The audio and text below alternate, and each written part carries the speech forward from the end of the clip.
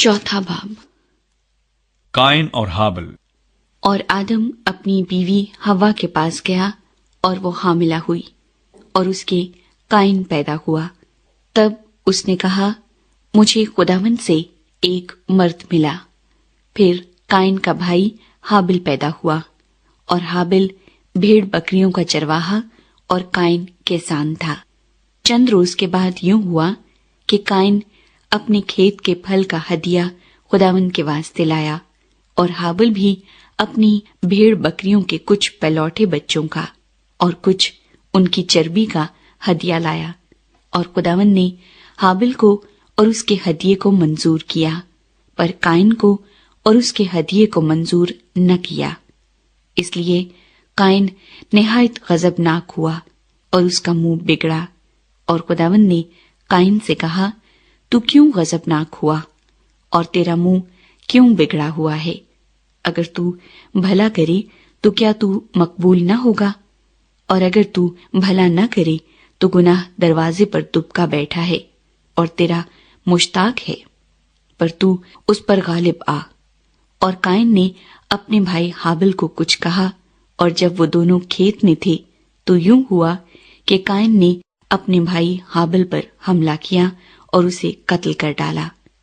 तब खुदावंद ने काइन से कहा कि तेरा भाई हाबिल कहाँ है? उसने कहा, मुझे मालूम नहीं, क्या मैं अपने भाई का मुहाफिज हूं?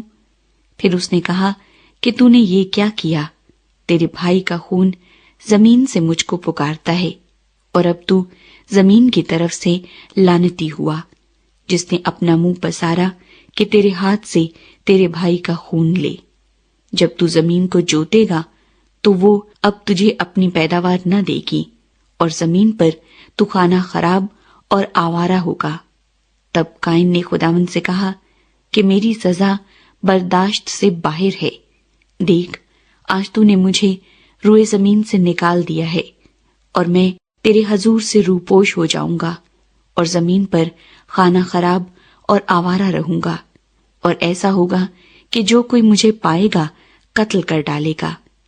तब खुदावंद ने उसे कहा, नहीं, बल्कि जो काइन को कत्ल करे उससे 7 गुना बदला लिया जाएगा। और खुदावंद ने काइन के लिए एक निशान ठहराया कि कोई उसे पाकर मार न डाले। सो काइन खुदावंद के हजूर से निकल गया और अदन के मशरिक की तरफ नूद के इलाके में जा बसा। काइन की नस्ल।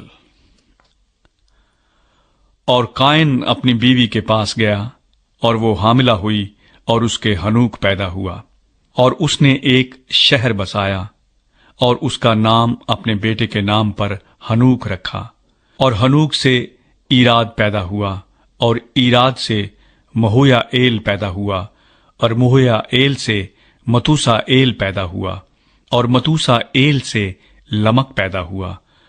और लमक 2 औरतें ब्याह लाया, एक का नाम अदा और दूसरी का नाम जिल्ला था।